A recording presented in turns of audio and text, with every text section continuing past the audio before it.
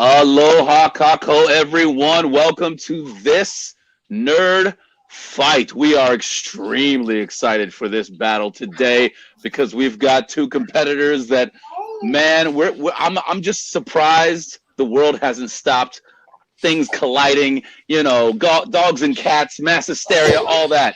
I mean, there is happening out there, but not because of this. Well, maybe. We don't know yet. We're going to find out. We're very excited to be here today. Very excited to be hosting this. I am Dr. Smith-Chemin, Dr. Spaceman, whatever you want to call me. Just don't call me too late for this battle because I want to see what happens here. And I'll be taking you through this evening. And we've got oh man, the two. We've got Ryan. Ryan, you got surprised just recently by this battle and who you were battling. So you're here. It's time. How you feeling? I'm feeling good, sir. Thanks for having me. This ought to be a good match. I got a lot of respect for my opponent. He and I have worked on a few projects here and there together. That's awesome, but it's not going to be his day today. It's not. Why? Because I've read the Gray Sports Almanac. It says that this is going to go down as a really good nerd fight, but it's also said that Ryan's going to win this match. So, Rue, I'm sorry, buddy. It's just not going to be your day/night, but you're going to have a good fight. You're going to have a good match. We're going to put some points on the board. We're going to give the 20,000 people at home watching this a good fight. We're going to electrify. That's what we're here to do. That's what I'm here to do, at least. I can't speak for Rue. I'm not sure. But, yeah, this is going to be a lot of fun. And, the price of, as my shirt would tell you, the price of winning this match is high. But it's a price I'm willing to pay. And that's what's going to happen right here. So let's do this thing. All right. Never one to leave a quote out of context. Here it comes. And now your formidable opponent, who is in other things your brother, your comrade, but today your enemy, and that's going to be Amaru. Ruben. How are you feeling, sir? You're here. I'm good. I'm feeling like UCLA with 19 points in that almanac, so I will be all right. I'm really excited because, like Ryan said, we've been on a couple of debate things before, but never structured, never against each other. And Dr. Spaceman, your questions are always great, so I'm actually really excited just to discuss and argue these questions with Ryan over here. But I'm ready to go. Let's do this. Excellent. Yes, I try to make the questions entertaining for all the fans and entertaining and hard, difficult for our judges to judge. And I've got three very distinguished judges who are no strangers to being judges. We're very, very happy to have them here. Right below me here, we've got Madith. Madith, how are you feeling, sir? I'm all right. I'm all right. You're right. I have judged a fair amount at each time that there's a tight argument like there might be today. I tend to have heart problems, and you're a doctor. I might need your help after this. All right. I'll give you my health code and everything. I'm in Canada, by the way, so it's free. I don't need to get charged $20,000 for you to tell me that I have a flu.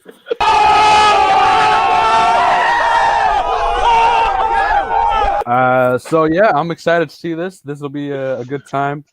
Hopefully, no murder hornets invade this debate, but we should be having a good time. Exactly right. Yes, and don't give away my pricing secrets to everybody. Okay, keep it down in Canada. All right. So we've got right next to him. We've got Alec. Alec, I haven't seen you in a long time. I'm super excited that you're here today. How you feeling about being here? I'm feeling good, man. I haven't been able to come in because I'm on that graveyard shift time now, but I'm able to sneak in for this battle. See these two guys battle out. I just watched Ryan's last battle, and he put up a hell of a fight. I faced off against Amaru in trivia, so if he's as good in trivia as he is debating, this is going to be a great one right here. Oh, yeah. All right, and all the way from Spain, we've got David. David, I'm sure it's ungodly o'clock wherever you are, but we're really grateful to have you here. How you feeling, sir? Not really. It's 10:30, so, I mean, it's not so bad. But I'm really excited. This is my first time judging, so I am really, really curious to see these two. I have actually been across the table with both of them. I met Ryan in an audition for Full Metal Geek, and I mean Amaru. Hi again. Everything. What's going on? It. I don't know. I don't know Ryan as a competitor that well, but I know Amaru fights. I know because I have faced him 4 times. He has beaten me 3 of those in different things. So, including the last debate we did here. So, I am going to be as impartial as I can towards my apparent nemesis in the fan leagues. All right. All right. Impartial as you can be in any of these things. Okay. So we're here. We've got our standard rounds here. We've got our time constraints here in the rounds.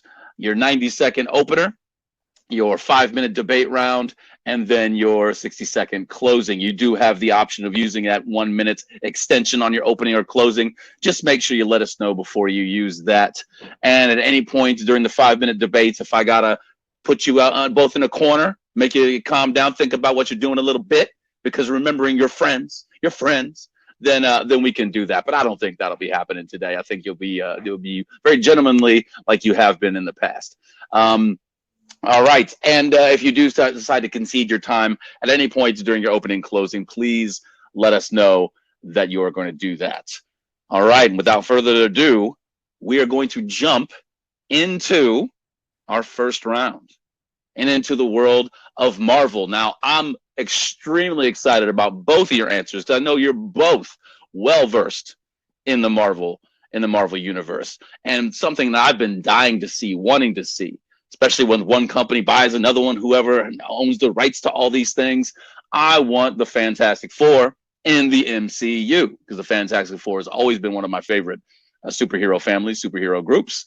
So we got to put them in the MCU. So the first question is, how does the Fantastic Four fit into the MCU? How are you bringing them in? How do they get in there? And I believe the Marvel strength was Ryan. So Ryan, you're going to be the first to give us your answer. All right. So your 90 seconds are going to begin as soon as you start talking, sir.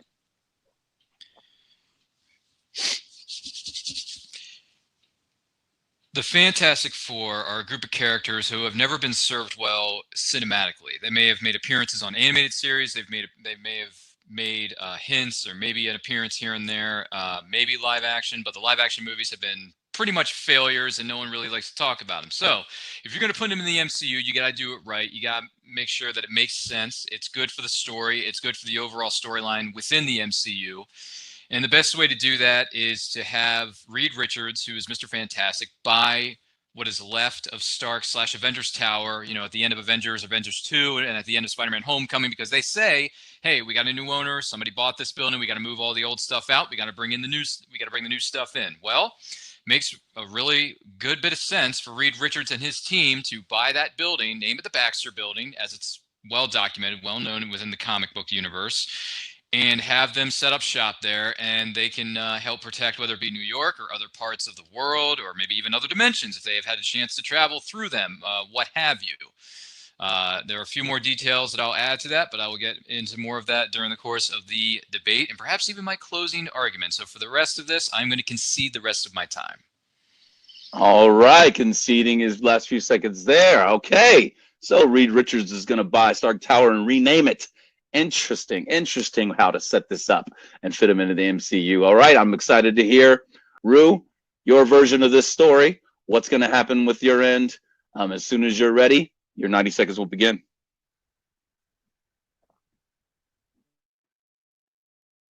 Now, there's 3 things that the MCU has taught us very well. First and foremost, we know that villains can carry a film. Look at Avengers Infinity War. That is Thanos' film, and it is arguably top 2 MCU movie out there. Second, what they've taught us is that if you have characters you want to introduce, and it's ones we've seen before, ones that people have knowledge of, Spider-Man, Black Panther, you do not want to give them an origin story. You do not need to give them an origin story. We've seen it before. And third, if we are going to bring them in, you got to sprinkle them in there, here and there, in little places, until you finally give them their due in order to give them their arc. And the reason I bring this up is because the perfect way to bring in and fit the Fantastic Four into the MCU is to do it through Dr.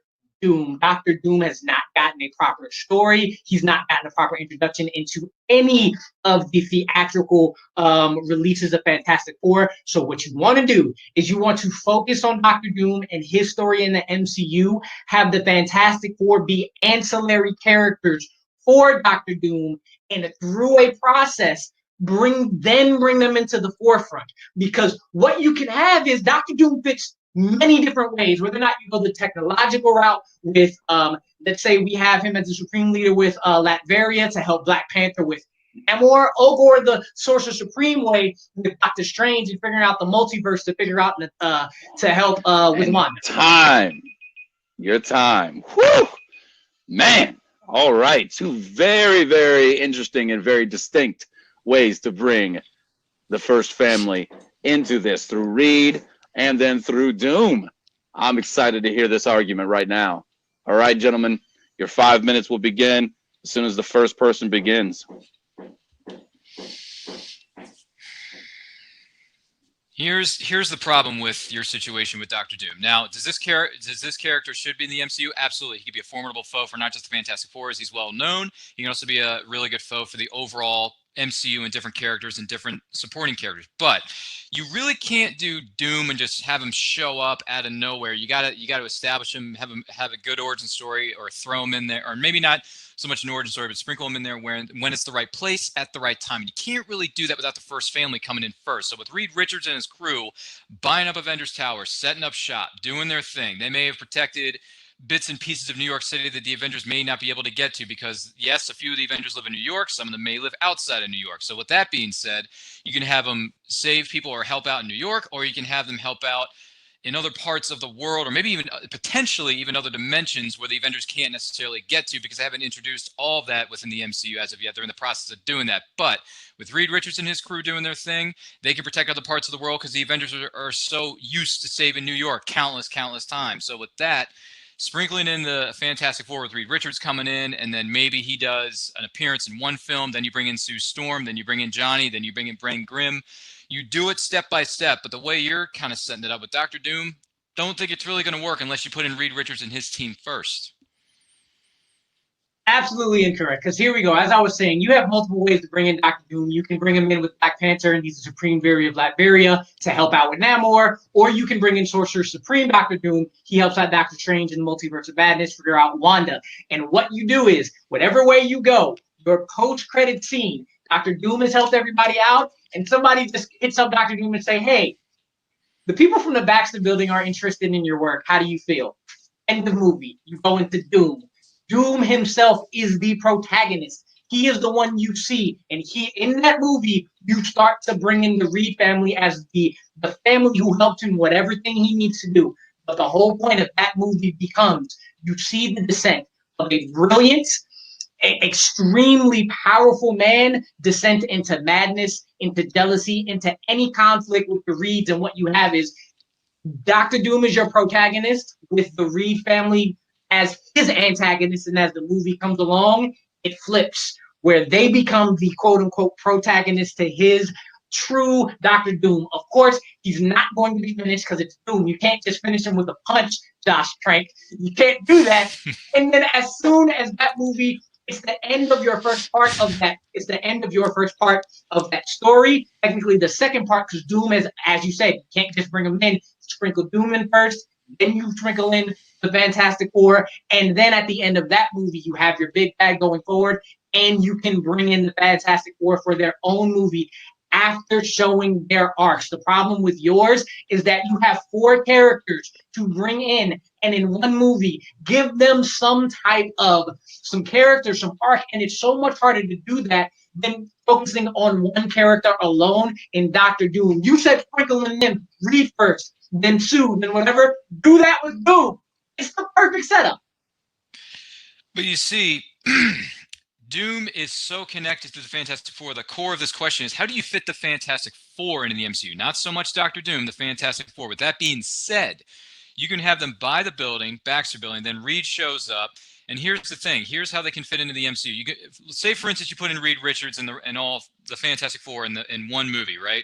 You could do that, or you can take them and put in those characters one by one in different movies. For example, you can have Doctor Strange or even Peter Parker meet Reed Richards at his office when he could potentially get an internship at the Baxter Building. Peter Parker, boom, you've connected Spider-Man with the Fantastic Four right there without even shoving all of the Fantastic Four in there. Just Peter Parker and Reed Richards interacting with each other, that could be perfect. And the casting for that, specifically, you can have Thomas McDonnell as Reed Richards. You can have Kristen Bell come in later as Sue Storm. Dacre Montgomery, who played the Red Ranger in 2017's Power Rangers, also on Stranger Things. He can play Johnny Storm because him and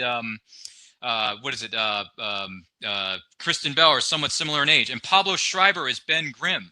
That could be a really good casting choice for him to play Ben Grimm coming in later. And then for Dr. Doom, for the big juicy, cherry on top, if you want to introduce Dr. Doom later on in another film with other characters, whether it be through Doctor Strange or through Peter Parker, with his connection with the Spider-Man and within the Fantastic Four in the Baxter Building. Heck, get Zach McGowan from Black Sails and the 100 as Dr. Doom in later films. That could be some good casting choices. So there you go. You got casting choices, you got options, and you got ways to throw in these characters without shoving it all down in your face. And by the way, you're asking how you can balance 4 characters in one movie. Look at Captain America Civil War. They've done it, and they've done it splendidly. They've had 30 characters, and they did it well. And every character. Time. That's your time. Woo! Wow. I'm really glad I don't have to judge this one. Okay? I'm really glad because I want to see both of these, but I don't want to sway the judges at all. All right. You got your closing. Wrap up this case. Okay, since we started with Ryan, we're going to start with Rue. Okay, sir. Your 60 seconds begins when you do. Civil War is my case study. You introduce Spider-Man and Black Panther before giving them a story. Exactly the same thing with Doom. It is much harder to get the 4 in, but in addition to that, even if you sprinkle them in, we've seen them before. Putting them in first, you run risk of recycling the same story. What? Reed Richards is going to be a carbon copy of Tony Stark? Or is he just going to be Tony Stark, Peter Parker's new mentor? Meaning you have Peter Parker not being his own man. We don't want something that we've seen already. This will be new. This will be unique. And it fits perfectly. And as you said, Civil War shows the formula. Let Doom help somebody else in somebody's movie. Then you put them into the post-credit scene. Then you have something brand new where Dr. Doom is the protagonist and you have the Reeds as the antagonist. Flip it by the end of the story, and then you can give Fantastic Four the true and right singular movie. Already had their arc. Don't worry about rushing everything, and it's something brand new. We don't want recycling. Time. Whew. All right.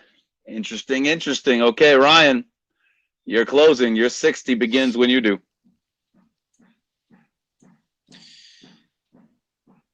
The core matter here, the core question is, how does the Fantastic fit into the MCU? You can do this through a number of different avenues. The one I just pointed out, whether you have Peter Parker get an internship at the Baxter Building working with Reed Richards, you introduce Reed Richards and he can lead into the other characters of the Fantastic Four. Yeah, that's fine. Does that seem repetitive because they've done that before with Tony Stark? Yes, it does. So that you can switch that around. You can do it with Doctor Strange. Doctor Strange can cross into another dimension and he could come across Reed Richards, who also happens to be on a mission trying to figure out what's going on, what's this enemy that they're trying to face off against, and how do they defeat him. That's how you can introduce a Fantastic Four without shoving it in your face. Like, hey, remember these characters from the other 50 movies or another 5 or 6 movies they've tried to bin in, but we've butchered it each and every time? No, you don't have to do it that way. You can do it with Reed Richards, then you can bring in the other characters in another film, or you can introduce all 4 of them and have each character have their own subplot during the course of their own movie, or they could be introduced in somebody else's movie. Because it worked in Civil War, it's worked in other MCU films. If there's one thing MCU does, they have a formula, and it works. And for this family, it can work. There's your time right there. Woo! Coming right at it. All right, judges. Now it's time for all 3 of you to tell us who gets the first point. This is interesting. This is really fascinating. I'm just as interested to hear your guys' decisions as those arguments right there. So, Madith, we're going to start with you. Okay, sir? You've contemplated. You got your contemplative face on. Who's going to get your point and why? All right, yeah, sure. Let's get this over with.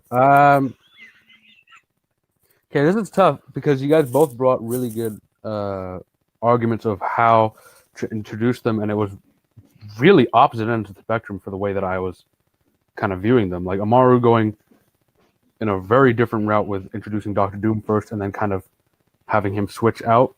whereas Ryan more focused on the actual family and having them buy the Baxter Building after. I don't even remember which Marvel movie it was. Winter Soldier, one of the Avengers movies. But yeah, it was really.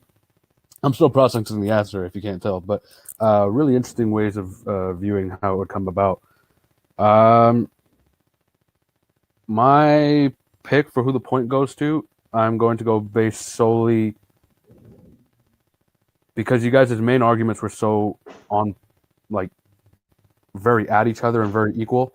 I'm going to go with Ryan just because of what he said in the end of how Marvel has this formula and it's worked over and over and over again, and it's consistently worked. And you bringing that in just to kind of wrap everything up was, I guess, the turning point for me at that point. All right, so we got Ryan with bringing his baby with the new formula, the old formula, the formula that works. All right, now we'll switch over to Alec, who's got a baby right next to him. All right, who's going to get your point and why, sir? Yeah, this one's a tough one, but I'm going to be giving my point to Rue on this one. I think he came in with a little more stuff on why introducing Doom would be the best way to introduce Fantastic Four. He battled back Ryan's points a couple times, and so my point's going to go to Rue. All right, so now we got to go all the way to Spain for our tiebreaker because we got one for Ryan, one for Rue. Whew. All right, sir. David, what can you tell us, brother? All right, so I have to say the Fantastic Four are as well one of my favorite groups, if not my favorite group in the Marvel Universe. So this is something I have thought about a lot as well. But based on the arguments, both of them gave us very interesting ways to see the Fantastic Four. But I honestly think Amaru painted the picture of his speech much better because he had one thing going and he stayed on it, while Ryan kind of flipped. As soon as Amaru gave the repetitive argument, he was going with the internship one, and then he flipped it. He had mentioned the alternative dimension, but he didn't go deep in that. So just because Amaru gave me, I just could visualize exactly how they were going to do it with Doctor Doom and the post-credit scene, and then the movie. So he gave me more material to visualize the Fantastic Four. So my point is going to go to Amaru. All right, so our first official point, round one, goes to Amaru. Whew, but both these films I want to see, no matter what. So that's why it was really hard. I'm glad I didn't have to judge because I want to see both of these. So you guys, green lights to both of you. All right, but our point goes to Amaru here.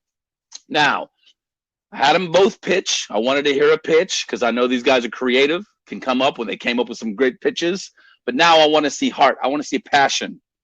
Okay, we're gonna go to the world of Pixar where all of their films have heart, have passion. So I want to see, though, from their point of view, what Pixar sequel is the best? Because sequels often get criticized as not being as good as the originals, but Pixar has a lot of sequels and a lot of good sequels. But which one of them is the best, according to these two gentlemen right here? So since we started with Ryan the first time, Pixar, one of Amaru's strengths, so we're going to go with him to answer this. So, Amaru, your time begins as soon as you start. Which one of these Pixar sequels is the best?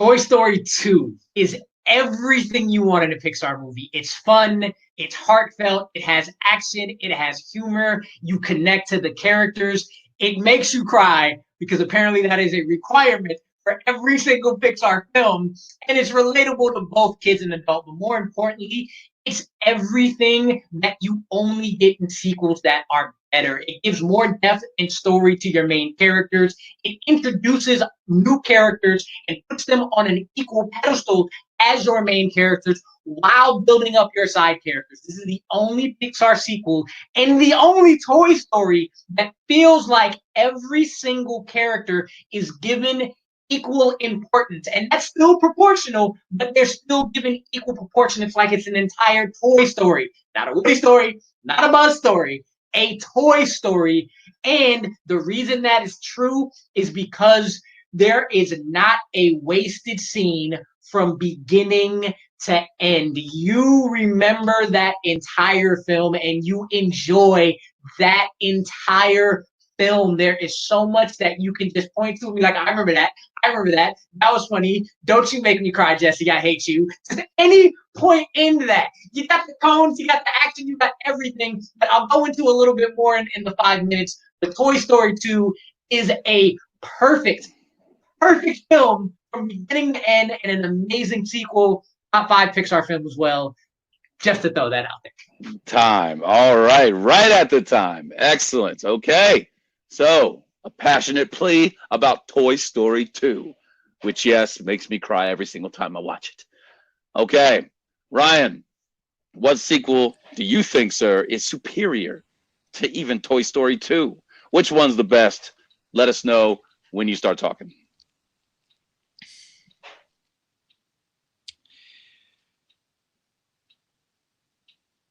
If there's one thing that Hollywood has taught us is that Act 1 and Act 2, they don't matter.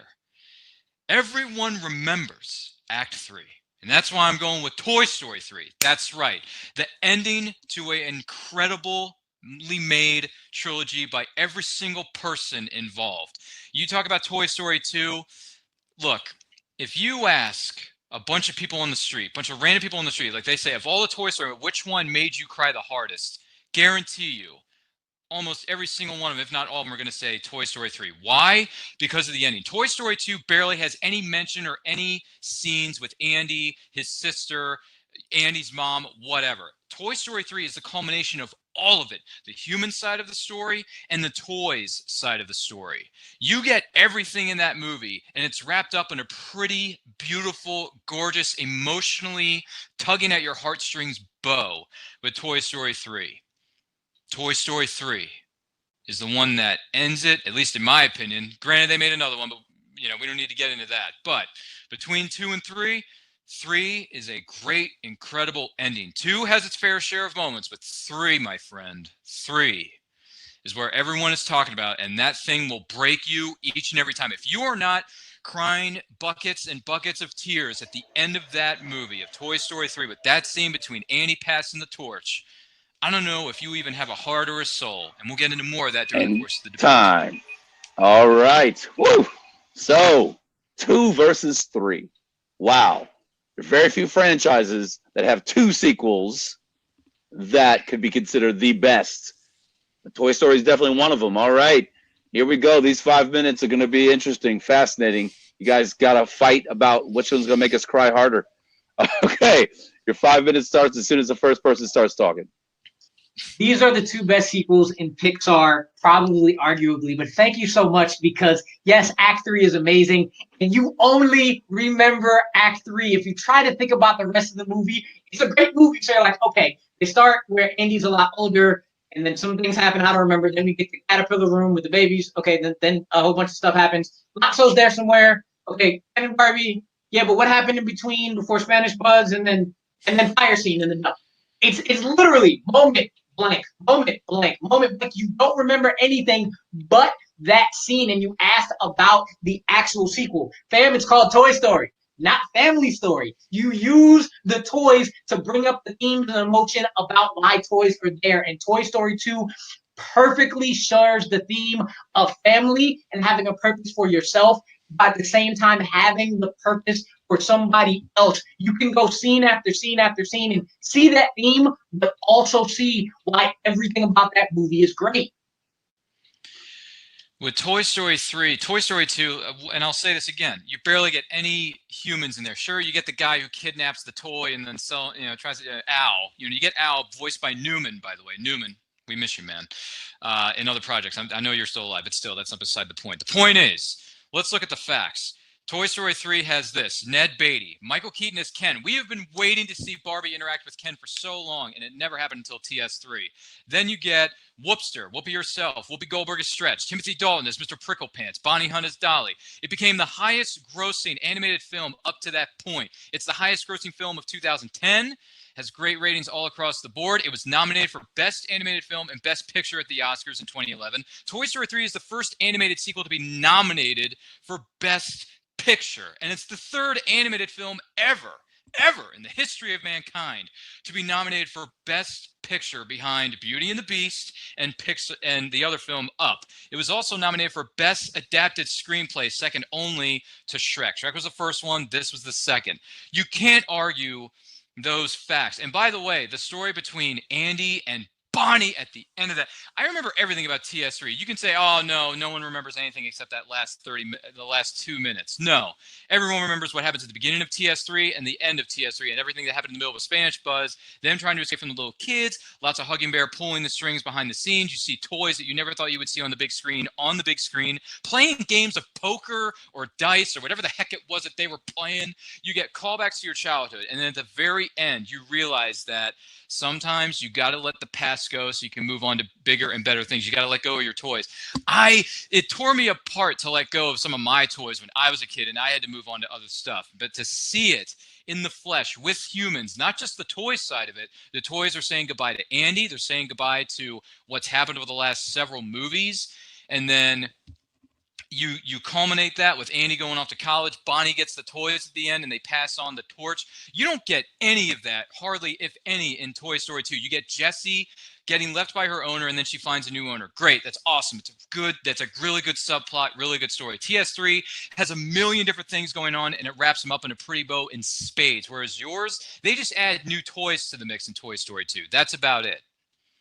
See, now here's the thing. Everything you talked about in terms of the human story, you get that in Toy Story 2 while focusing on the toys. You remember the scenes in the yard sale, Buster taking him out. Then you got the Chicken Man played by Newman stealing him. You got the scene where Andy rips him and he's like, what am I going to do? And the scene where he gets fixed. You mentioned the one with Jesse and Emily. That's the one that made you bawl your eyes out. You remember, I'm a Mary Spud in the toy store, and them having to go through and rescue Woody. You remember Prospector's betrayal. You remember the airport rescue. And the good thing is the fact that not only does all of that have Woody and Buzz in the focus, but the Zorg storyline with Rex trying to beat him in the video game at the beginning, then the real life Zorg in the middle, and then Rex saying, I don't need to beat him, I've already beat him at the end. Let's the side characters also have, if Woody, Buzz, and the Roundup are one, they're 1A, and that's the only movie that does that. And throughout,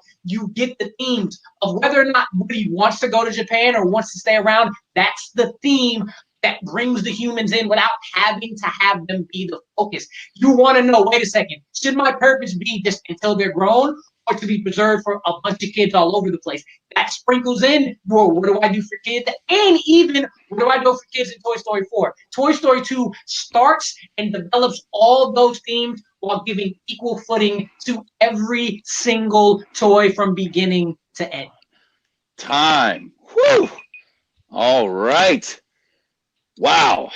Man, I didn't think it could be done, but that was a pretty damn good version of fighting for these two. Wow. All right. These closings are gonna be interesting.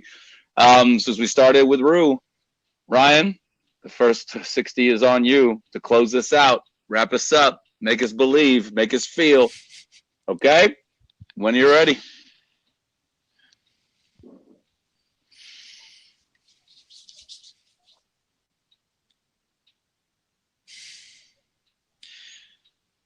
Toy Story 2 has its moments. Yes, it has its moments of really, really good comedy, really good subplots. Yeah, that's all well and good.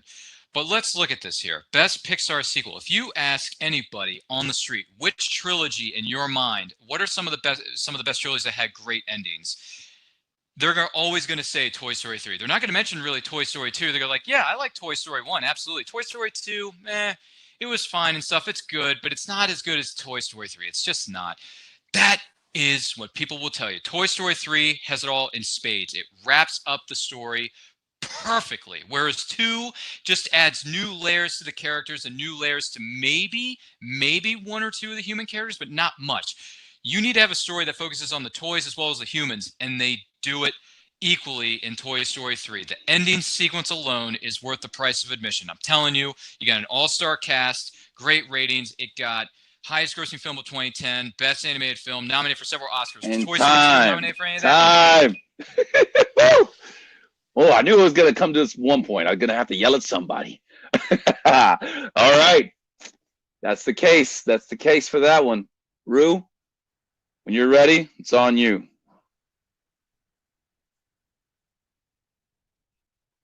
There is not a single Toy Story that doesn't have heart, that doesn't have humor, that doesn't have connection, and doesn't have some type of theme that says even something as little as a toy has a lot to do with how somebody grows up, how somebody lives in different aspects of your life. Anytime there's a problem with the Toy Story, it's, well, what about these characters? We've neglected Buzz here. We've neglected here. These other characters here, these side characters weren't really there for any reason. Toy Story 2 does everything that all the other Toy Stories do, but gives every single toy a moment, more than a moment, a movie. So it has what Toy Story 3 has, but it has the addition to saying, this is my movie, that shows why the entire ensemble of Toy Story is amazing. And again, they do it from beginning to end, where you remember all the scenes, you laugh, you cry, you have thrilling scenes. In Toy Story 3, you remember the fire and them holding hands. That's it. Time. Whew. Coming right at it as well. That closing. Okay. Judges, it's on you. Who pulled at your heartstrings more? Who was passionate enough to plead their case, their sequel? Which one you picking and why? We're going to start with Alec. Alec, what say you? Jeez, this one was even closer than the last one. And I love both these movies equally. I think I'm gonna lean Ryan on this one. I'm leaning Ryan on this one because I think he gave not only the personal and the personal opinions of what you might have on the movie, but he also gave actual facts in terms of Oscars and the award, consideration that it got. So that was like the one thing that got me. All right. So first point's going to Ryan. David, sir, what do you think? Who's getting your point and why? Okay, let's go ahead and say I don't like Toy Story trilogy as much as everyone else, and I have seen both movies once. So didn't cry in any of those. So What? David, we need to have a talk. Right? Off You have camera a right heart, now. right? I just wanted to check. It's there. There. I gotta go, guys. Sorry. We got it. I'm sorry. It's all This is right. Too much. but so I'm just going based on arguments. So Mhm. I guess that's Maybe even fair. it's super equal for me. I liked that Ryan gave facts. I liked that a lot, and I was leaning towards that until Amaru made me realize, oh shit, that's true. I remember Toy Story 2. I just remember the ending of Toy Story 3. And that for me is something that a lot of movies do. They are an average movie and they do an incredible ending, but that's for me, that's not what makes a movie great. So Amaru was able to convince me with that particular argument. So my point is going to, I have to write it down, right? So my Yeah, we were Amaru. All right. We were going with you writing them down, but some people don't have pens and pads and papers, and that's all right. That's all right. You're verbalizing it. That's good enough for me. But thank you, David. Yep. Okay. Which means another round, another tiebreaker. But this time, for Madi, what do you think, man? What you gotta break the tie here. First thing, Dr. Spaceman, I need you to prescribe something to me to deal with what David just said. Like that, I know. But I don't know what this feeling is. I don't know how to describe it. I haven't gotten that far. It's okay. It happens sometimes. Oof. David, trust me, he has a heart because he cries for Harry Potter and other things. Not Toy Story. It's not his thing. So trust me. I get a very high blood pressure during these matches when they're very close, like this one is so far. Take a David, breath. you've done something else to me. I don't know what this is. But this is. I gotta go get checked out. What was the question again? Who's getting your right, point, who's getting sir? my point? Okay, so this is tough because for me, if you had asked me this question, I would have gone Toy Story 3 off the top of my head. I would have picked that as my pick. And when I heard these guys' answers with Toy Story 2 and 3, I was like, oh, it's going to be Ryan who takes it pretty easily, just based off that. But Amaru, you really brought it, man. Like you really brought in arguments that I hadn't considered before. And one of my main problems with Toy Story 4 was that they really just treated Buzz and everyone else as if they were just kind of along for the ride when they were all their own characters as well. And it was something I really didn't like about Toy Story 4, and you kind of made me think about Toy Story 2 as being one of the ones I liked because they involved the other characters.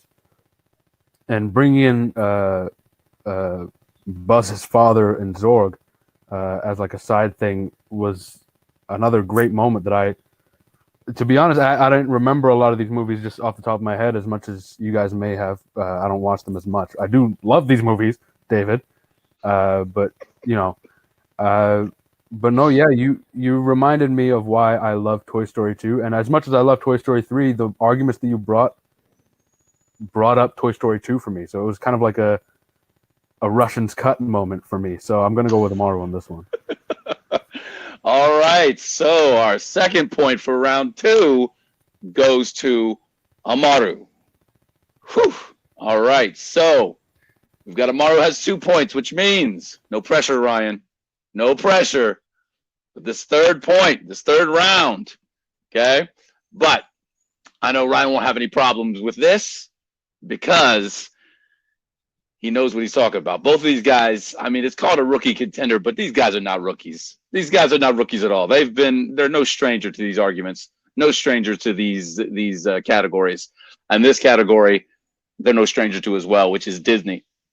Now, I personally feel, Disney putting out these live action remakes of films, they're about one, I think, good one for me. All the rest of them I could do without. But a lot of people love them, and it makes them a lot of money. So I thought, what if we flip that? What if there was a Disney live action film that was maybe, a little old, needed a little update? What if they made that into an animated film? So instead of taking the animated films, making them live action, let's take a live action Disney film and remake it animated style. So this will be very, very fascinating and interesting to hear their answers and their choices. And since we started with Amaru last time, we're going to start back with Ryan here. So Ryan, what live action Disney film needs that animated remake? Your choice. You're going to let us know. And your 60 or 90 begins when you're ready.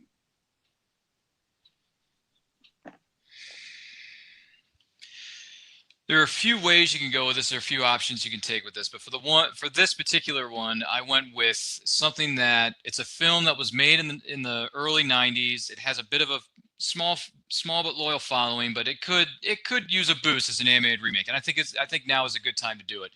I'm going to kick it with The Rocketeer.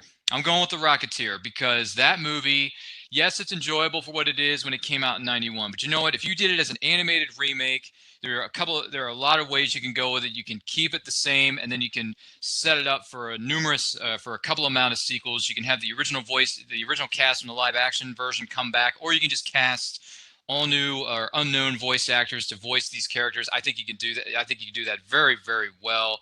There's a few other reasons why I think The Rocketeer would work as an animated remake, and I'll get into more of that a little bit later on. But for now, I'm going to concede the rest of my time. All right, and conceding the rest of his time. Whew, I'm glad I don't have to judge this one because I'm biased. I love The Rocketeer. It's one of my favorite films, one of my favorite superhero films. I classify it as a superhero film, one of my favorites. So, I'll be all kinds of bias on this one. I mean, no offense, anybody, but I love that movie. So I'm excited. But to take out Jennifer Connelly, make her animated, I don't know. No. Now, Rue, your choice, sir, and your 60 seconds are going to begin, or 90 seconds are going to begin as soon as you start. So if Disney's making a live action remake into animation, that means they're not looking to remake a story. They're looking to take something that was underutilized and give it more possibilities. And none needs more of that opportunity than Tron. Tron has a cult following and then got a sequel that had an even more cult following. So a cult following. And it shows that there's interest for this franchise and for this story. But the reason that especially the sequel didn't really work is because you don't have the capability to do everything you want with that type of technology or that type of story feasibly in the real world without making it slightly ludicrous. So making it an animation, the opportunities and possibilities are endless, especially within Disney, because you see in Wreck-It Ralph and Ralph Breaks the Internet, they can do tech, they can do internet, they can do video games. They did Tron. They can do life cycles flawlessly. You have less to worry about in terms of making sure that the animation looks good because it's already proven. You can worry now more about keeping it faithful to what everybody loved about Tron. And remakes only work when you take the same story but make it better. So instead of focusing on having to figure out how to make everything in the Tron world feasible, because that's taken care of, they can take this remake, make it feel like the movie, and give it a little extra to make it better. Time. All right. Whew. Man. So if Rocketeer was cult status, Tron is cult status, which interesting way. But again, Tron films, I love them too, and I like the second one better than the first one. So again, I'm glad I don't have to judge. But here we go. This is gonna be a fun 5 minutes right here. So, all right, judges, get your popcorn ready, and you two battle it out. Your 5 minutes starts as soon as somebody starts talking. Here's a few problems with the situation you run into with Tron. Tron has had numerous chances to be remade, rebooted into an animated form. They did an animated series, they did a graphic novel, they did 2 video games, and they did Tron Legacy. Did it work out for them? Unfortunately, it didn't, even though to some extent, I think it should have. With Rocketeer, it's been 30 years since someone's talked about it. No one's really talking about Rocketeer. Tron just happened less than 10 years ago, and the animated series I thought was pretty good. Other parts of its media were good. With Rocketeer, it got one shot. Tron's had several chances. With my film, you can bring back the original cast. You can bring in some unknown voice actors, there are a lot of unknown voice actors that deserve a shot at voicing these characters. You can have it set in the 1930s.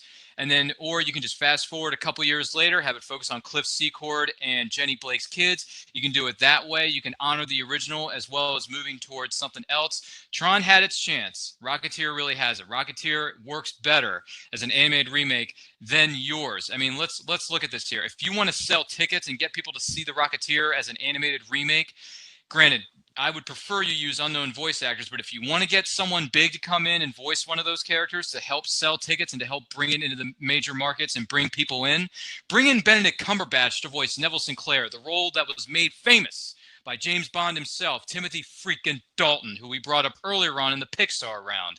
So there you go. The Rocketeer. People could use a pulpy hero right now. Tron technology, we got plenty of that stuff to watch, whether it be through Netflix or other streaming services. With Rocketeer, we don't have that old school pulpy feel like Rocketeers, like The Shadow, like Dick Tracy. We need some of that flavor now. Tron, you had your chance. Rocketeer's turn to step up. The Tron animated series, video games, all that didn't work is because they tried to make a new live action film with Tron Legacy, and because that it just couldn't, the themes, the visuals, everything that they want to do in real life, they can't do. So they're taking too much time to try to focus on that, and they screw up the story. Tron would be a remake animated wise. They never tried it with the type of budget that they have for something like Wreck-It Ralph. People love that. They love that story, and then we'll go back to it to see it fully visualized, animated, so there is nothing to hold it back. The thing with Rocketeer, everything that you mentioned, all can happen in live action. Disney already proved you can do live action superhero films from scratch. It doesn't need an animated remake. It needs a live action remake. We want to see what they can do with the Rocketeer, with the special effects, and all the live action great acting with a new cast and bringing the old cast back in other capacities. If you make an animated film, people are going to look at it like, why is it live action? Why am I getting this other version when I can see this again the way I want to? I don't understand why you're going to make an animated film when I know you can make Rocketeer more modern and see the people we've seen before just without all the old festival things.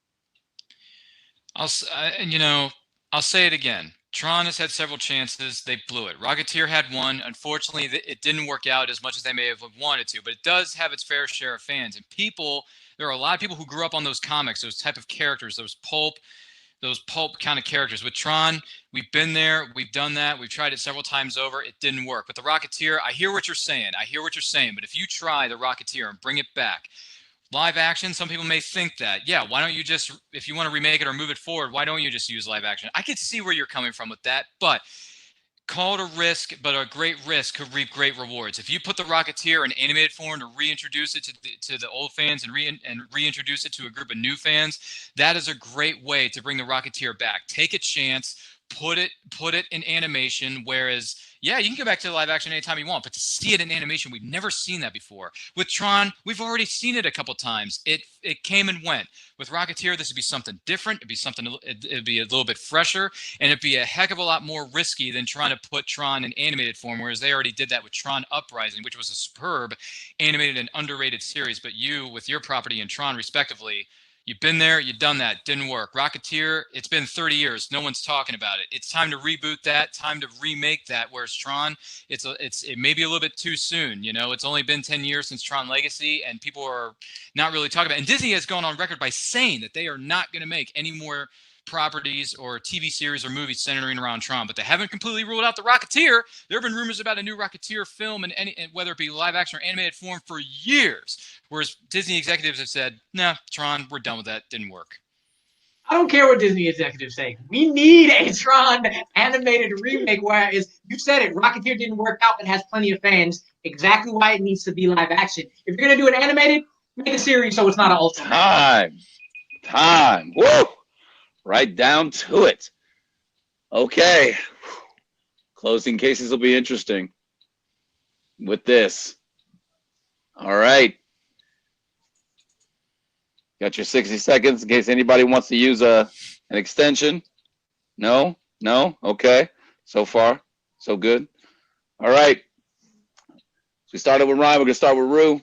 Rue, you're 60 when you're ready.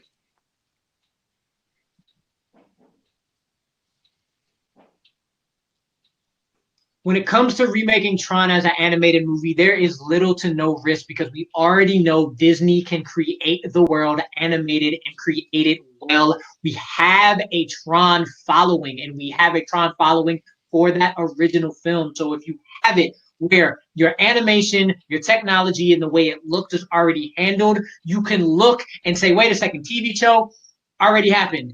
The live action remake, sequel already happened, didn't work. So what can we do? Let's go back to the original story. Let's refresh it a little bit to make something new and bring in that core audience to say, we got Tron back for you. Let's reboot, let's remake, let's refresh this so you can go back to the world in the way it was supposed to be made and the way that everybody wants to see it. Tron is prime for animated. If you look at Rocketeer, Rocketeer is prime for live action. I said it at the end of the last round. I'll say it one more time. If you're going to do it as an also-ran animated, make it a TV series. Give me the live-action movie. And stop. All right. Okay. Ryan, your 60 begins as soon as you do.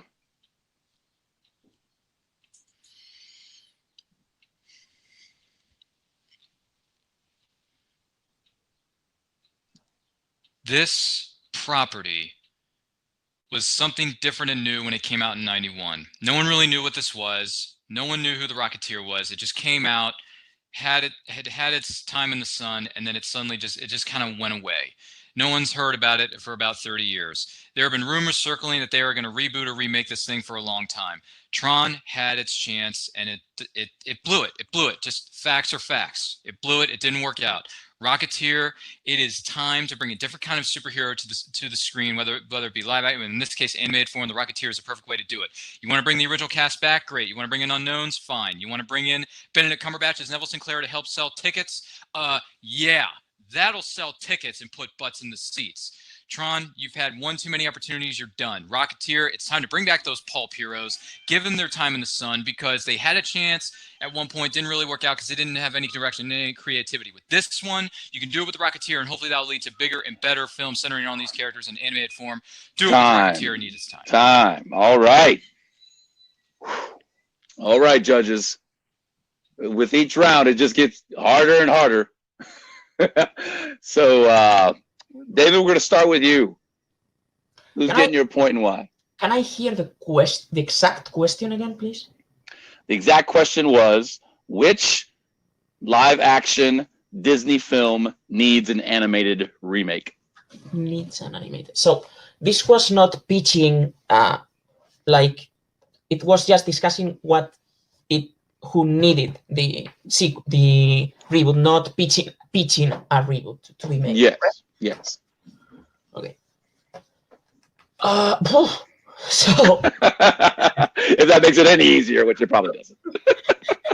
I have to say, I haven't seen The Rocketeer yet. I have to, because it's a movie that's in mixed bag list of a lot of trivia, geek trivias.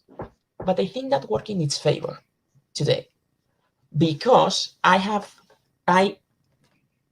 flipped my decision in this round at least 4 times, because every single one of them gave an argument that I said, "Oh shit, he gets it," and then the other one flipped it. I am actually going to go with Ryan in this one. Why?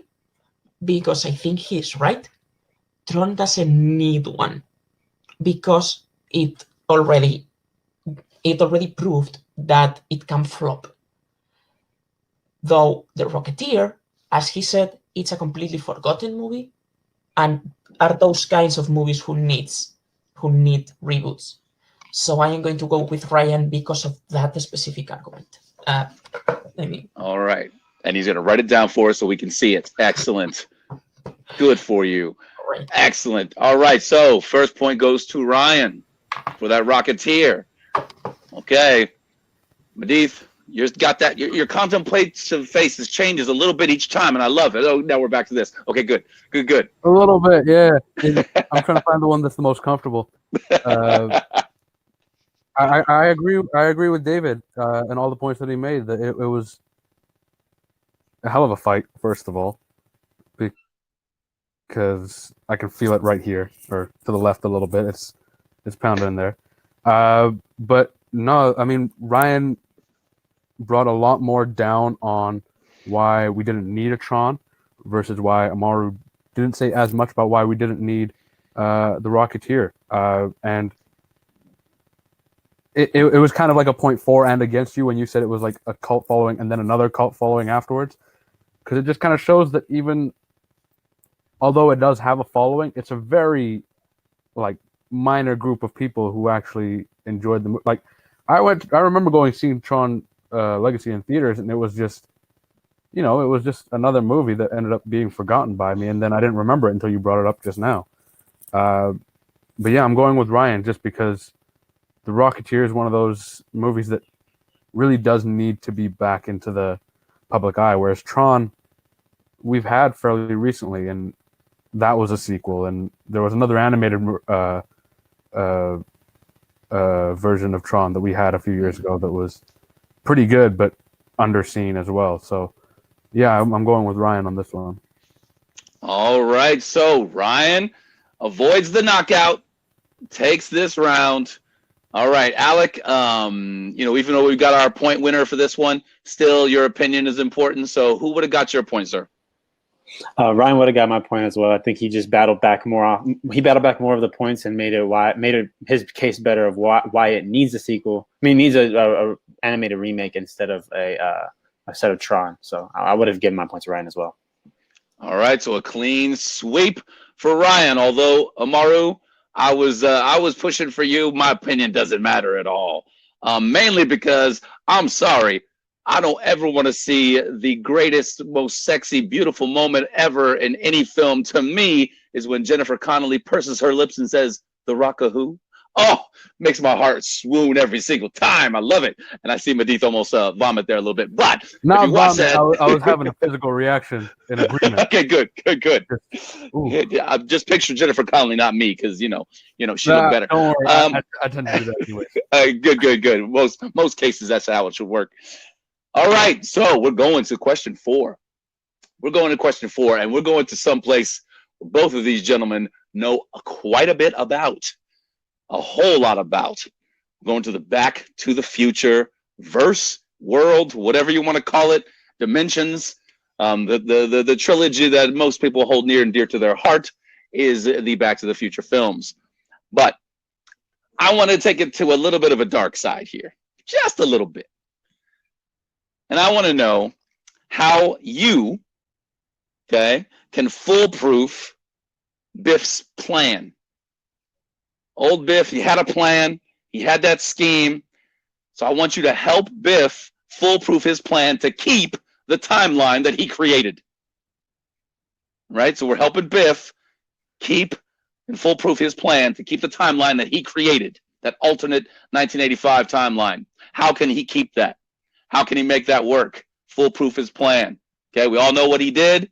We all know how Doc and Marty defeated it. But how can he make it so that is now the actual 1985 timeline, and that still exists? And we're gonna start with My daughter just heard Back to the Future. She just saw it. What? You talk about that? So make her want to believe in your timeline and why it should be foolproof to Biff's plan. And since we started with Ryan, we're gonna start with Amaru. So Amaru, let's hear yours, and your time begins as soon as you do, sir. Time travel is an extremely tricky thing to deal with, and you cannot know what to expect as long as the ability to time travel is still in play. And if it is extremely hard to time travel where you are, timelines are pretty set. We've seen it already in the entire thing of Back to the Future 1, where if you take too long to fix something, the timeline that's created is there and set in stone. And Biff went back in time, went to 1955, gave him the Sports Almanac, made the 1985 with the Pleasure Palace. And the thing that he messed up is that he put the DeLorean back where it was, ensuring that there is a way to go back and fix everything. Biff, destroy the car. Get that car out of there. Ensure that there is almost no way for Doc and Marty to get back and change what you already did. If there's no time travel in 2015 for that Doc and Marty, that means from 85 to 2015, there is no Doc and Marty who has the ability to time travel. And then when you get to 2015, there isn't an extra Doc Brown around with an extra DeLorean running, because that Doc Brown is gone for those 30 years because he skipped it. And the old Marty who might go around and say, hey, Doc, we need to do this, he's gone. It's the boarding school Marty who's still around. It's the Marty from your timeline who will have a really hard time in 2015 finding a new DeLorean with a new Mr. Fusion, with a new everything, and get all that done. Destroy the car. Time. All right. So, we got a lot of hearts broken with destroying the DeLorean. How could you? And to bring up Mr. Fusion in such a negative way. Destroying the time machine. That's how Biff, his plan is foolproofed. All right, Ryan, your time is going to begin as soon as you start, sir.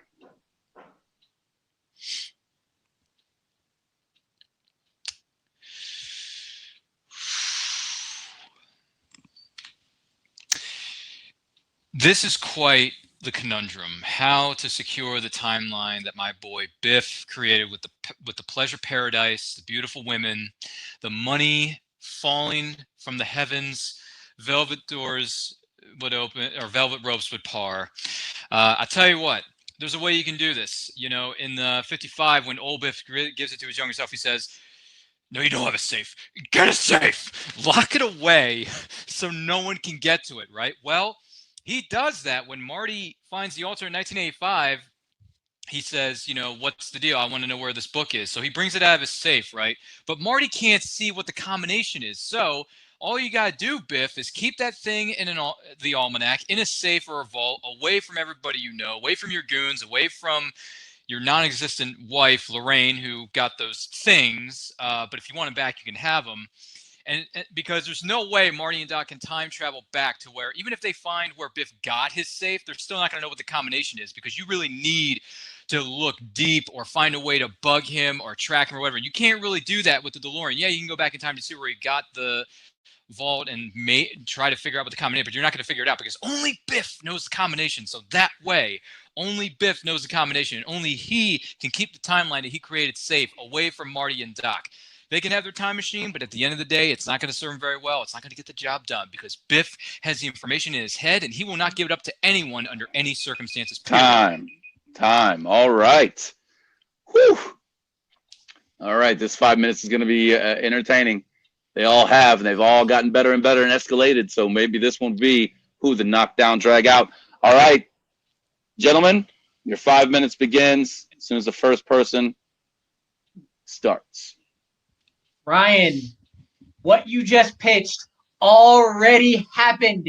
It is the movie. That's what he does. He gets a safe and he has it in the pleasure palace and he takes it out and he's too prideful to get it in there and not show it to him and not try to kill him.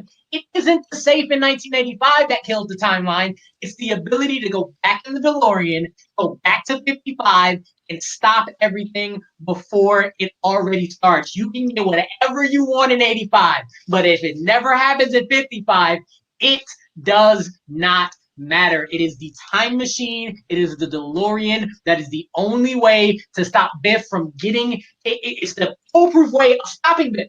Stopping it before it even starts. So you get rid of that timeline. It is so hard in 2015 with no extra DeLorean, no extra Doc Brown, and a Marty who we don't even know what he's going to be because he's not original 85 Marty. He's not new 85 Marty. He's a Marty we've never seen. He's the one that goes to the boarding school. He's the one whose mom grows up and marries Biff. We have no idea what that guy is like.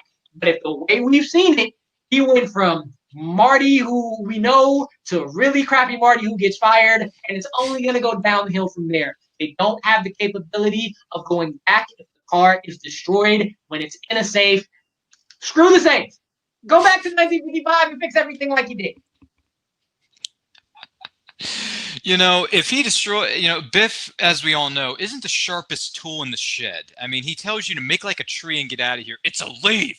You idiot. Make like a tree and leave. You sound like a damn fool when you say it wrong. So with that being said, if he destroys the time machine, then we never would have gotten the great sequel, Back to the Future Part 3. So then you're already messing up the timeline for Marty and Doc's future. You're already messing up the timeline for the millions and millions of Back to the Future fans out there. That's not fair to them. That's not fair. You don't do that. With Back to the Future 2, you get a safe or a vault, lock it away for all times where only Biff knows the combination. No one else can get to him, whether it be Marty, Doc, their ancestors, their predecessors, their ancestors, whatever. Even the dog doesn't even know. Copernicus doesn't even know what's up. So with him knowing the combination and not giving it away to anybody, and I mean nobody in any circle, any form of life, you have secured your timeline. Destroying the time machine, dude, you're ruining the entire franchise, and then you really mess up the timeline to the point where we won't even know who Marty and Doc is. They would have never have existed if they return it to so-and-so. Yeah, man, they may get a few scenes here and there, but then you would have ruined the entire franchise. You want to keep the franchise intact. You do it the smart way, and the smart way is to make sure that there is a safe that gets put into a vault by Biff and Biff alone, and nobody else can see or hear what he is doing, or they can't hear or see what exactly his combination is. Destroying the time machine, that's only going to ruin your entire franchise, not just the timeline, but the entire franchise. You don't want to do that to the fans. That's not fair. Biff can do this with a vault and a safe. He's not smart enough to destroy the time machine. Heck, he didn't even believe there was a such thing as a time machine until you caught him at the end of the first one saying, "What the hell is going on here? Flying DeLorean. I haven't seen one of those 30 years. I mean, come on." Two things. One, thank you. Biff is not the sharpest, but what he is, he's prideful. And he's already shown in the movie that even when you have a safe, he's too prideful. He's too much of Biff to not show somebody what's going on. Second thing, Biff don't give a damn about Part 3. Biff don't care about preserving the timeline for fans. Biff cares about Biff. Biff did exactly what I tried to do and tried to get Marty out of there. He tried to kill him so he could not go back. He knew the only way that was going to be reversed. Old Biff knew it. That Biff knew it. If Marty's not around, if Doc is not around, my timeline will stay there. Get rid of their ability to go back and stop 55. You get rid of the ability of the timeline going back to what it was. I don't care about the franchise. Biff doesn't care about the franchise. Biff wants his stuff. Biff, it's easy to destroy a car. Hit gas, go. Get your cane, put it in there, put it on the car, get out of the car, gone. It's done, it's over. No car, no change timeline. You take that safe, you put it in a vault. Not even Dominic freaking Toretto and his crew could break that thing out. Even if it was in Brazil in Fast 5, there's no way you can crack that thing. With the time machine, Biff, the only thing Biff knows how to do is to barely drive that thing through time and back to where he originally was. That's about it. But he knows a thing or two about safes, or should I say vaults or safes, because he's seen a thing or two. He was advised on what to do, and he did it, and he did it well. When Marty came over to his place to try to ask him about stuff, he's like, "You heard him, girls. Party's over." See? He's smart enough to One get other people time. Woo! Man. I do love the creativity, bringing up Dominic Toretto. Interesting, fascinating stuff here. And now we know if Amaru is ever going to destroy a car, the two simplest ways to do it: hit gas, go. Foolproof. Wow, interesting. All right. That was very entertaining for me. I'm sure this was for the judges as well. But now we got to wrap these cases up. Okay, we got to wrap these cases up, and then Ryan, you're 60. When you're ready, sir, it's on you.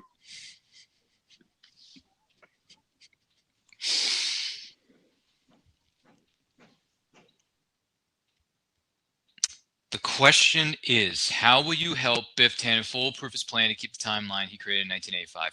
We saw hints of it when he brought Marty into his office, cracks open his little safe, brings out the book. He says, "Lays this book on me. It tells every sporting event to the end of the century." You get that. And then that's it. You never hear or see from that vault again. Well, he didn't share the combination with anybody as far as we could tell during the course of that movie. And he didn't share it with anybody else after Marty miraculously gets escaped from that thing. Like I said before, he may not be the sharpest tool in the shed, but Biff definitely should have pulled the trigger with lead poisoning. But at the same time, to help him keep this timeline intact, just keep it in a safe and then put that safe in a vault, keep it locked up for all eternity where only you know the combination, and that's it. To the point where Marty and Doc can't find a specific place at a specific time they can time travel to in their DeLorean or what have you to find out what that combination is. Once you keep that information to yourself and you keep that almanac locked away somewhere where nobody can get to it but you have secured your timeline for all time. And those are the facts of the case, and they are time. All this talk about time, there's your time.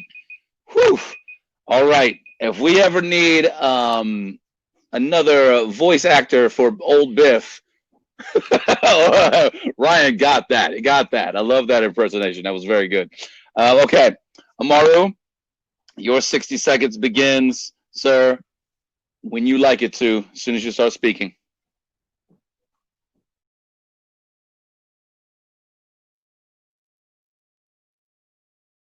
Everything you just laid out, you said he did, played out exactly like we saw in the movie, gave us the end of part 2 where Biff's timeline was gone, and gave us part 3 like you want, and Biff's timeline was done before it even started.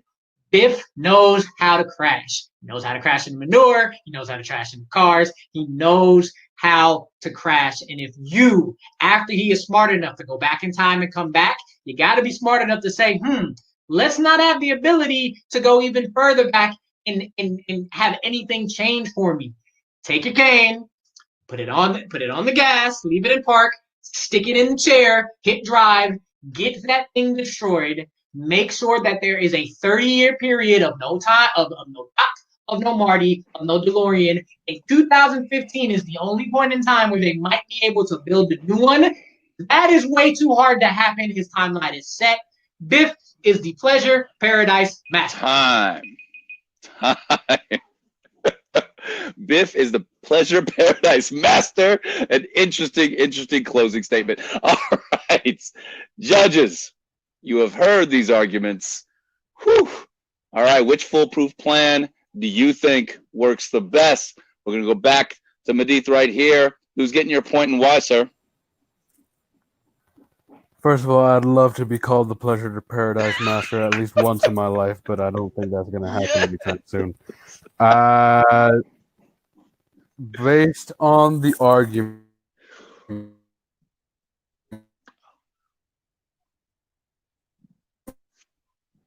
Did he? good loophole there of where you were saying even Back to the Future 3 still as an option. Hello? Oh, You I guys think can hear you're me? back or- with us, but you cut out. yeah, you cut out just a little bit. You're Oh. back with us now, though. All right. So I was saying that, Ryan, I really enjoyed what you were saying about keeping Back to the Future 3 as still an option in the timeline. But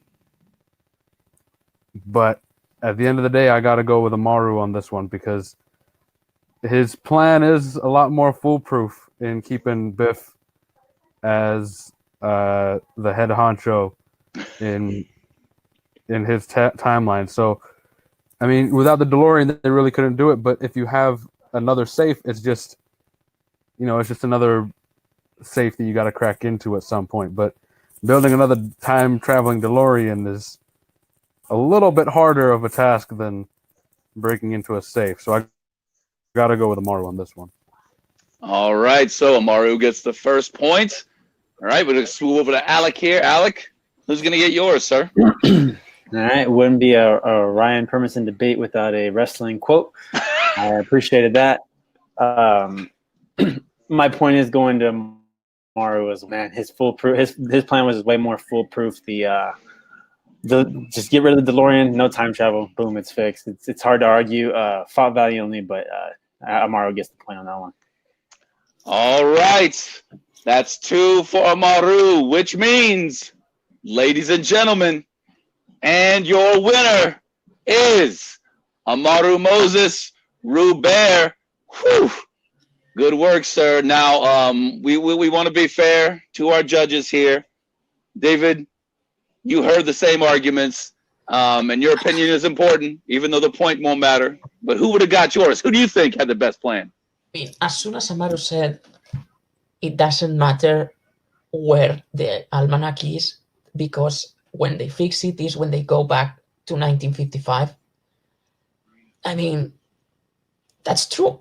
That's just facts. So my point will have gone to Amaru. All right, a clean sweep for Amaru, and that's why he is our winner. Oh, man. This was a great battle, though. Ryan, absolutely, yeah, you're not only the quote master in all genres, but a premier arguer as well, debater. Sir, very, very well done. In fact, I want to go to you first. You didn't win this one, but you had a hell of an argument and made everybody happy with these answers. So how are you feeling? Well, I'll say this. I'm glad it wasn't a complete, washout, complete knockout in 3 rounds. At least I put up a fight, man. I put up a fight, and I did the best I had. The best I could with what I had. But yeah, no, this. Hey, at least I don't have to prepare any more notes for a while, so I can save some trees, save myself some not so much headaches, because it was fun putting these notes together for all these different kinds of matches. But at least I get a little bit of a break for a while and let someone else go through the suffering. Amaru, I'm looking at you. You can go through that. But look, all kidding aside, this was fun. I probably should have known it was going to be an uphill battle when he comes on the quote show and interrupts me during the course of my last match, saying, "Hey, just so you know, I'm your next opponent." And I'm like, "Oh, really? Okay. Well, if I need to spear and jackhammer you, get the 1, 2, 3 like Goldberg, I can do it. No problem, man. See, I'll throw in some wrestling references for you kids out there who grew up in the great decade known as the '90s, WCW. I was there, folks. It was fun. No, but look, this was fun. Thank you to the judges, the question writers, people who work behind the scenes on these matches.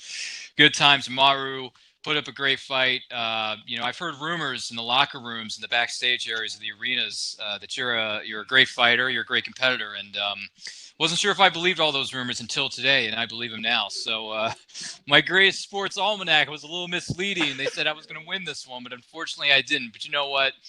It's a fun fight. It was a good match either way. I'll be back another one of these days. Whenever you guys want to bring me on here to go up against another competitor, I'm down for it. But Amaru, good luck to you in your future matches. You got a bright future ahead of you. You're one of the younger guys we've got in these locker rooms and these arenas all around the country, entertaining the 20,000 people that fill those seats once Earth fully reopens. So congratulations to you, and I guess I'll see you guys in the funny papers or something. I'll see you guys next time. But thanks for having me, guys. All right, very gracious, and yeah, Ryan, you'll definitely be back without a doubt. You're far too good at this, far too memorable, and you'll be back for sure. But take a little bit of a break, a little bit of a vacation, and go do the other 57 shows that you do. Now we're gonna hear from our winner, Amaru. Ryan's already spoken highly of you. We all know how good you are at all this, but this kind of proved it. You got another notch on your belt, sir. How you feeling? I'm feeling good, man. Ryan, I feel you. I've had like maybe nine debates in like the last month and a half, maybe, and I got another one possibly on Sunday. So the notes and the going into it, I get it a lot. But I said it the very first match I had trivia on my right in, but this debate shit, I can't. I know how to debate a lot of things very, very well, and I don't like losing. And coming off that sports brawl, where I get nuts at the end of that sports brawl. So I'm sorry, Ryan. You might have got a little bit of brunt of how I was feeling at the end of that championship. So I'm glad to get another win. I am more than happy to always have Ryan with me on any type of show at any point. I had a blast with this. Ryan is one of the funniest guys in the entirety of everywhere. So always lovely to have him on. But yeah, feeling good and just waiting to see what's next. All right, excellent.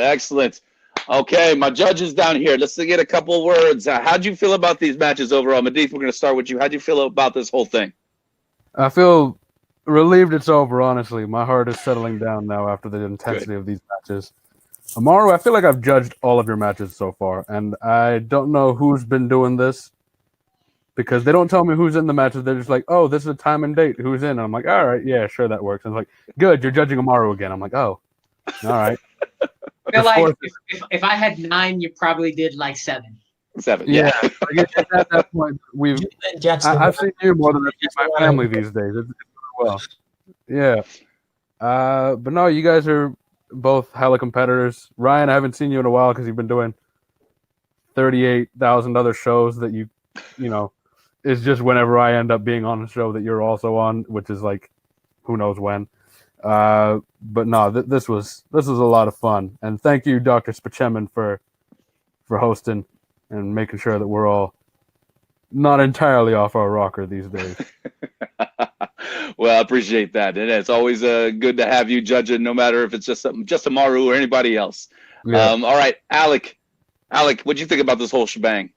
Oh, it was a great battle, man. Anytime it goes all 4 rounds, that's how you know it was a good fight. I know that for sure. I've been there before, and it's I know when you get to that 4th round, by that time you're already kind of exhausted and ready for it to end. But it was great battles. Ryan put up a great fight. Amaru is a force in these debate leagues for sure. So I'm excited to see where he goes in the future. Same with Ryan, and maybe one day I'll step in the ring with one of you guys. So thank you for having me. All right. So back to the debates with Alec. Me and Alec were reminiscing beforehand about our previous battle and how exciting and fun it was. All right, David, how you feeling about this whole thing? I am relatively new to these debates things, but I am really, really enjoying it. And watching geeks that love the stuff we talk about just respectfully going at each other and like the internet, that's always refreshing. So this was a great fight. This was incredible. I enjoyed all the arguments. Ryan put great arguments on the table. He was able to clean sweep one category, but I mean, I know for experience when Amaru starts hammering you, sometimes you just don't know what to say. So, I mean, he did it to me, and it's just you can't do anything when he gets like that. So congratulations to Amaru. Well put. When he gets like that, it's hard to stop him. Yes, very much so. But it's always entertaining. I always have a blast with these. I'm super excited to be hosting these nerd fights. You can't get a bigger nerd than me, except for Amaru, apparently. It's always fun. I really appreciate the judges. Thank you guys so much. And everybody out there, just keep watching. You're going to see what happens next. You're going to see what happens with Amaru in the next nerd fight battle. And, you know, remember, every time you're watching something, reading something, whatever it is, if it's nerd related, take those notes, because you never know. We have to push up those glasses and start a fight. This has been fun. It's been real. Aloha, everyone. Take care.